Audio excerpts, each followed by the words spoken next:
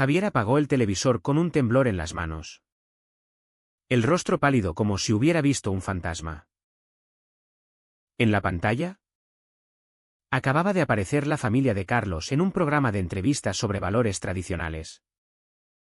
Y allí estaba él, el señor Miguel. El padre de su novio. El mismo hombre que años atrás lo había expuesto y ridiculizado en el instituto por ser gay. El corazón le latía con fuerza. Un nudo en la garganta que amenazaba con ahogarlo.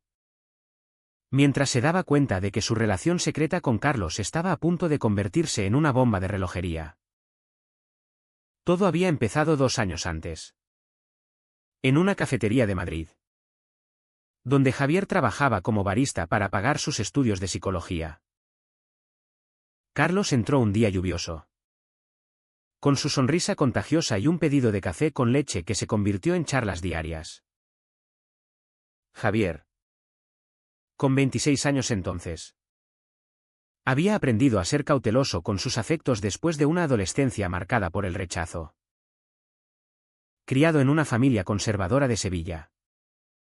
Donde su padre, un militar retirado, repetía que los hombres de verdad no mostraban debilidades. Javier había escondido su orientación sexual hasta que no pudo más. En el instituto, un beso robado con un compañero fue descubierto por el profesor de literatura. El señor Miguel. Quien en lugar de discreción optó por la humillación pública. Esto no es natural. Había dicho en clase. Usando a Javier como ejemplo de desviación moral. Lo que desencadenó burlas. Aislamiento y una depresión que lo llevó a terapia. Aquel incidente lo marcó. Haciendo que jurara no volver a exponerse. Carlos. Por su parte. Era el opuesto, extrovertido. Hijo de una familia acomodada de Barcelona. Donde su padre, Miguel, era un profesor universitario respetado y su madre, Isabel, una ama de casa devota. Carlos estudiaba arte y soñaba con exponer sus pinturas. Pero vivía bajo la sombra de las expectativas paternas. Mi padre quiere que sea como él. Un hombre de principios. Le confesó a Javier en su primera cita real. En un parque bajo el sol de primavera. Javier se sintió atraído por esa vulnerabilidad. Y pronto su relación floreció en secreto. No hablaban de familias, Javier evitaba el tema. Temiendo revivir traumas. Y Carlos parecía contento con esa burbuja de intimidad. Pero el destino tiene formas crueles de unir cabos sueltos. Esa noche, Javier había encendido la tele para distraerse mientras esperaba a Carlos. Quien le había dicho que llegaría tarde por una cena familiar. El programa era uno de esos talk shows sensacionalistas. Familias Unidas. Donde invitaban a núcleos familiares a discutir temas sociales. La familia de Carlos apareció como ejemplo de valores tradicionales en la España moderna. Miguel. Con su barba canosa y gafas intelectuales. Hablaba con pasión sobre la importancia de la heterosexualidad en la sociedad.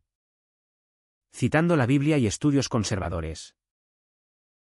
Los jóvenes hoy en día confunden libertad con libertinaje. Dijo. Y la cámara enfocó a Carlos. Sentado al lado. Asintiendo tímidamente. Javier sintió un escalofrío, reconoció esa voz. Esa postura autoritaria. Era él. Sin duda. El pánico se apoderó de Javier. ¿Cómo no lo había notado antes? Carlos nunca mencionaba el apellido de su padre. Y Javier no había preguntado detalles. Ahora. Todo encajaba, las anécdotas de Carlos sobre un padre estricto. Las vacaciones en Barcelona que Javier declinaba. Llamó a Carlos inmediatamente. Pero el teléfono estaba apagado. Caminó por su pequeño apartamento en el barrio de Malasaña. mordiéndose las uñas, recordando cada humillación del pasado. ¿Qué haría ahora? Confrontar a Carlos significaba arriesgar su relación. Pero callar era traicionarse a sí mismo. Al día siguiente, Carlos llegó con flores y una disculpa por la tardanza. Anoche fue una locura con la familia, dijo, besando a Javier. Este lo miró fijamente, luchando por mantener la compostura. Vi el programa. Soltó al fin. Carlos frunció el ceño. ¿Qué programa? Javier le explicó. Y el rostro de Carlos palideció. Dios. No pensé que lo verías. Mi padre insistió en que participáramos, es su forma de promocionar su libro sobre moral familiar. Javier sintió una punzada de traición. ¿Sabías que tu padre era mi profesor? ¿Qué me destruyó en el instituto? Carlos negó con la cabeza. Atónito. No. Javier. ¿Cómo iba a saberlo? Nunca me contaste detalles de tu pasado escolar. Era verdad, Javier había sido vago sobre eso. Pero ahora, la realidad los golpeaba. Carlos admitió que su padre era homófobo. Que en casa se hablaba de la agenda gay como una amenaza. Pero yo no soy como él. Insistió Carlos. Te quiero. Y eso es lo que importa. Javier dudaba, el amor no borraba el pasado. Decidieron hablarlo. Pero la tensión creció. Javier empezó a cuestionar si Carlos era realmente independiente o solo un rebelde temporal. Días después, en una cena improvisada, Javier presionó a Carlos para que confrontara a su padre. No puedo seguir así. Sabiendo que el hombre que me ama es hijo del que me odia. Carlos vaciló, temía perder el apoyo económico de su familia, ya que su padre pagaba sus estudios. Dame tiempo, suplicó. Pero el tiempo era un lujo que Javier no podía permitirse. Empezó a tener pesadillas, reviviendo la humillación en clase. Y su rendimiento en el trabajo decayó. Amigos notaron su distracción. Pero no podía compartirlo, el secreto pesaba como una losa. La primera grieta real apareció cuando Carlos canceló una salida para atender una llamada de su padre. Quiere que vaya a una conferencia con él, explicó. Javier explotó, ¿vas a fingir que apoyas sus ideas mientras duermes conmigo? Carlos se defendió, argumentando que era supervivencia. No todos podemos ser valientes como tú. Aquella noche, durmieron de espaldas. El silencio como un muro entre ellos. Javier buscó consejo en su terapeuta, quien le recordó que el amor verdadero requiere honestidad. Decidió darle un ultimátum a Carlos, o le contaba a su familia sobre ellos. O terminaban. Carlos lloró, admitiendo su miedo al rechazo. Mi padre me desheredaría. Javier sintió empatía. Pero también rabia. ¿Cuánto valía su dignidad? La decisión de Carlos pendía en el aire. Y Javier se preparaba para el dolor que vendría. Carlos caminaba por las calles empedradas de Barcelona. El sol del mediodía calentando su piel mientras luchaba con la decisión que Javier le había impuesto. Habían pasado 2 semanas desde la revelación. Y cada día la tensión aumentaba. En casa. Su padre, Miguel, preparaba una nueva charla sobre la defensa de la familia tradicional. Ajeno a que su hijo vivía una doble vida. Carlos se sentía atrapado, amaba a Javier. Pero el miedo a perder a su familia lo paralizaba. Recordaba su infancia, Donde Miguel era un héroe, el profesor admirado. El padre que le enseñaba a ser fuerte. Pero con el tiempo, Carlos vio las grietas, las discusiones con su madre sobre política. Los comentarios despectivos sobre amigos afeminados. Cuando Carlos se dio cuenta de su orientación, lo escondió, saliendo con chicas para aparentar. Hasta que conoció a Javier, quien le dio el coraje para ser auténtico. Al menos en privado. Ahora, esa autenticidad exigía un precio. Carlos decidió hablar con su hermana mayor, Elena, la única en la familia que parecía abierta. En un café cerca de la Sagrada Familia. Le confesó todo. Estoy con un hombre. Y papá lo conoce. De forma horrible. Elena escuchó. Sorprendida pero comprensiva. Papá ha cambiado poco. Pero mamá podría ayudarte. Animado, Carlos planeó una cena familiar para revelar la verdad. Javier, meanwhile, lidiaba con sus demonios en Madrid. Su jefe le dio un ultimátum por sus errores en el trabajo. Y sus amigos insistían en que saliera del caparazón. Una noche, recibió un mensaje de un antiguo compañero de instituto: vi a tu exprofesor en la TV. ¿Recuerdas lo que te hizo? El mensaje reavivó el trauma. Y Javier respondió con amargura, compartiendo su dolor por primera vez. Eso lo fortaleció, decidió que no permitiría que el pasado dictara su futuro. Carlos llegó a Madrid un fin de semana. Nervioso. Voy a decírselo a mi familia mañana. Javier lo abrazó. Aliviado. Pero escéptico. Pasaron la noche hablando de sueños. Javier quería terminar su carrera y ayudar a jóvenes LGBT. Carlos anhelaba independencia artística. Por primera vez, vislumbraron un futuro juntos. Pero la sombra de Miguel lo empañaba. En Barcelona, la cena familiar fue un desastre. Miguel dominaba la conversación con sus ideas conservadoras, criticando un reciente fallo judicial sobre matrimonio igualitario. Carlos, con el corazón acelerado, interrumpió: papá, soy gay. Tengo un novio. El silencio fue ensordecedor. Isabel palideció. Elena lo miró con apoyo. Pero Miguel explotó. ¿Qué? Esto es una aberración. ¿Quién te ha lavado el cerebro?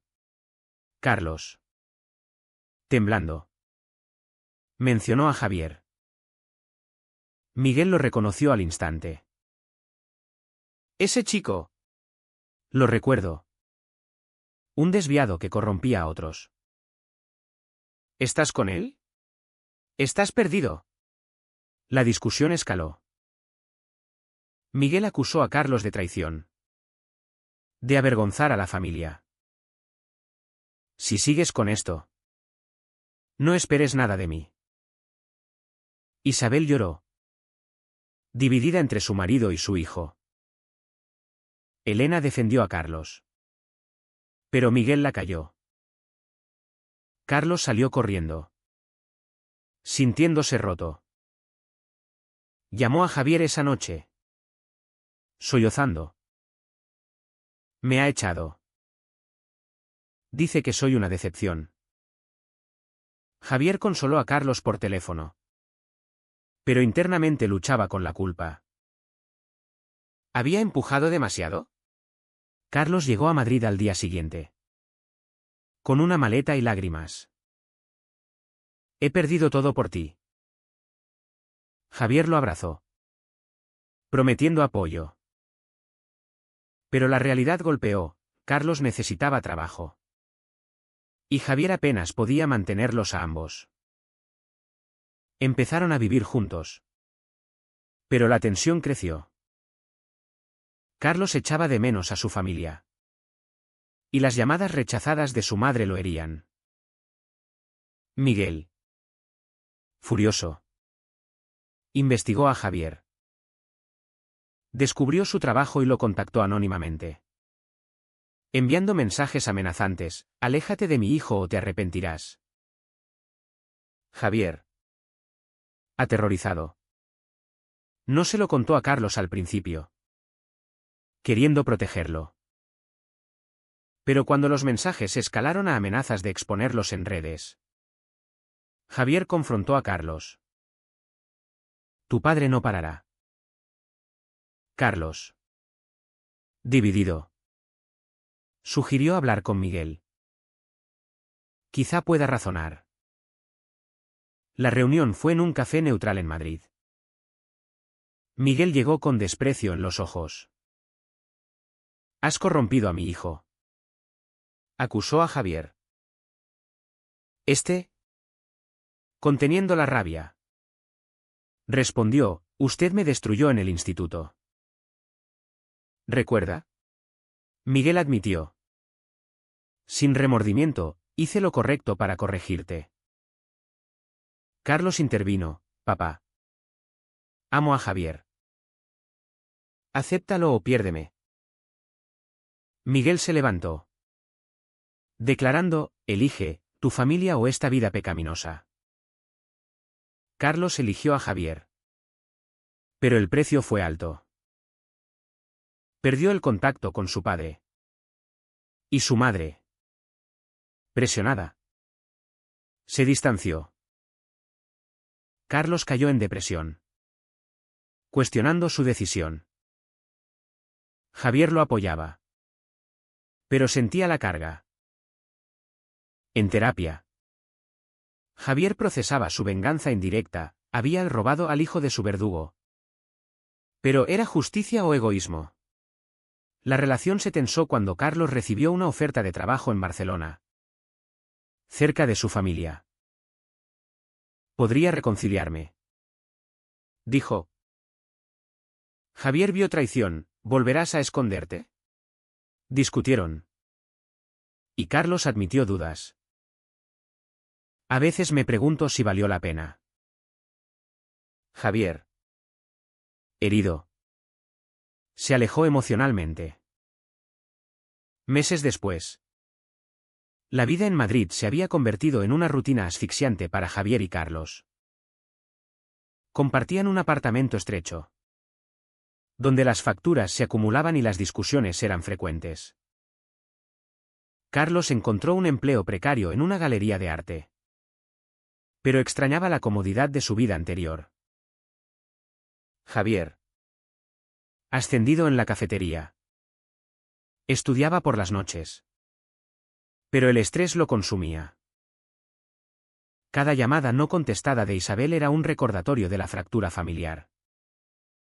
Una tarde, Elena contactó a Carlos en secreto.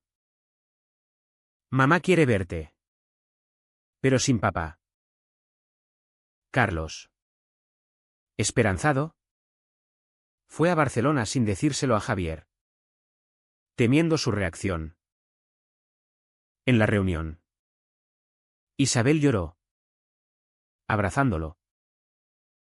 Te echo de menos. Hijo. Papá es terco. Pero quizá cambie. Carlos sintió un atisbo de reconciliación. Pero Isabel preguntó por Javier con recelo. ¿Ese hombre es bueno para ti? Carlos defendió su relación, pero salió con dudas sembradas. Al volver, Javier notó el cambio. ¿Dónde estabas? Carlos confesó.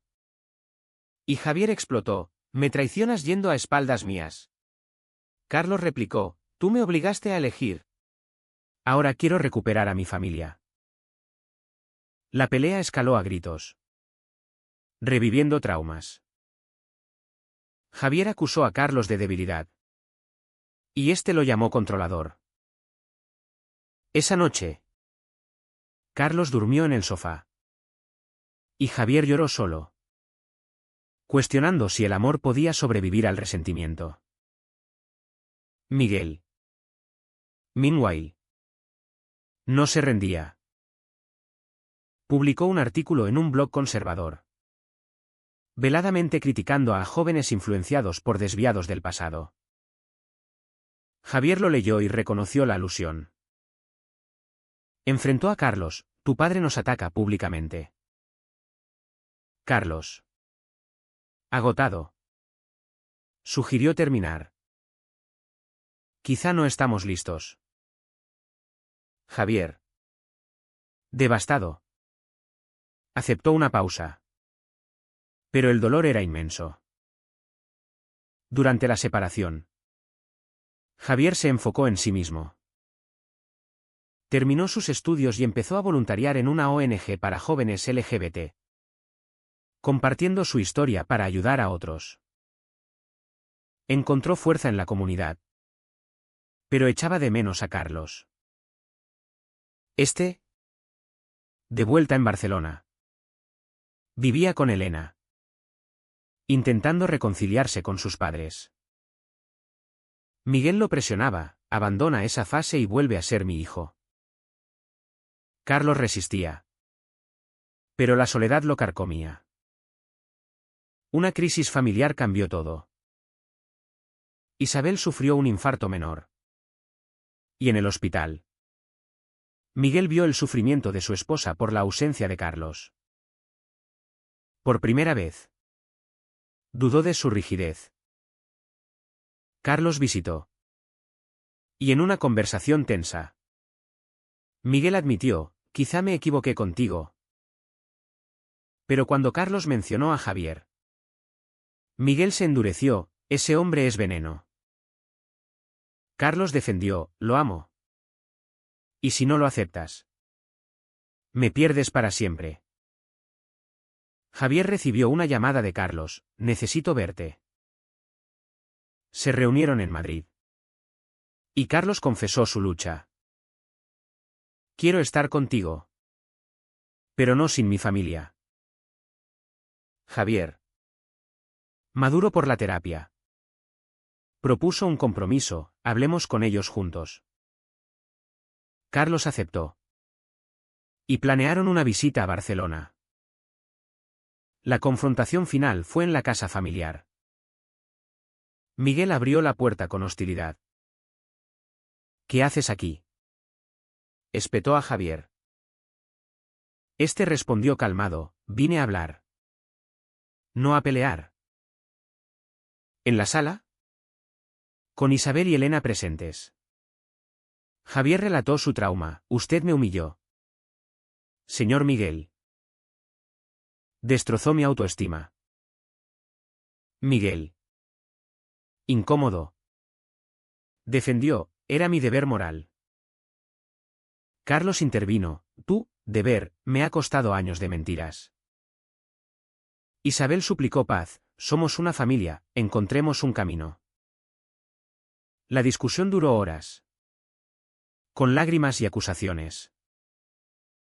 Miguel reveló su propio miedo, criado en una era represiva. Veía la homosexualidad como amenaza a sus valores. Javier compartió estudios sobre aceptación. Y Elena aportó perspectivas modernas. Lentamente, Miguel cedió un poco: no lo apruebo, pero no quiero perder a mi hijo. Acordaron un tregua: Carlos y Javier vivirían su vida. Y la familia intentaría entender. Pero la tregua era frágil. De vuelta en Madrid, Carlos recibió un mensaje de su padre: reflexiona sobre tus elecciones. Dudas resurgieron. Y Carlos confesó a Javier: a veces siento que traiciono a todos. Javier, exhausto, cuestionó: ¿me amas lo suficiente? Carlos afirmó. Pero la inseguridad persistía. Un evento social aceleró el clímax. Carlos expuso sus pinturas en una galería, incluyendo una dedicada a Javier. simbolizando su amor. Miguel apareció inesperadamente. Invitado por Elena. Vio la obra y confrontó a Carlos: esto es propaganda. Javier. Presente. Defendió: es arte. Es nuestra verdad. Miguel. Ante el público, tuvo que elegir, rechazar o aceptar. Optó por el silencio y se fue. Pero no sin una mirada de conflicto. Esa noche, Carlos decidió: no puedo cambiarlo. Pero no me cambiaré yo. Javier y él fortalecieron su vínculo, mudándose juntos definitivamente. Sin embargo, el precio fue la distancia emocional con Miguel. ¿Quién se aisló más? Con el paso de los meses, Javier y Carlos construyeron una vida estable en Madrid. Javier abrió su propia consulta psicológica, especializándose en terapia para la comunidad LGBT, transformando su dolor en ayuda para otros. Carlos prosperó en el mundo del arte, exponiendo obras que exploraban identidad y rechazo social. Su relación, forjada en el fuego, se hizo más profunda. Pero las cicatrices permanecían. Cada llamada esporádica de Isabel era un recordatorio de la familia fragmentada. Miguel. En Barcelona. Lidiaba con su conciencia. Su libro sobre moral familiar se vendía bien entre conservadores. Pero en privado, leía artículos sobre psicología y orientación sexual. Una conferencia lo enfrentó a un panel con activistas LGBT, donde oyó testimonios similares al de Javier. Por primera vez, sintió remordimiento. Contactó a Elena: quizá fui demasiado duro. Ella lo animó a reconciliarse. La oportunidad llegó en el cumpleaños de Carlos. Miguel llamó. Vacilante: quiero verte. Carlos, consultando con Javier, aceptó una reunión en terreno neutral. En un restaurante de Barcelona. Miguel se disculpó por primera vez: no entendía el daño que causé. Javier. ¿Presente? Escuchó con cautela. Sus palabras me marcaron para siempre, dijo.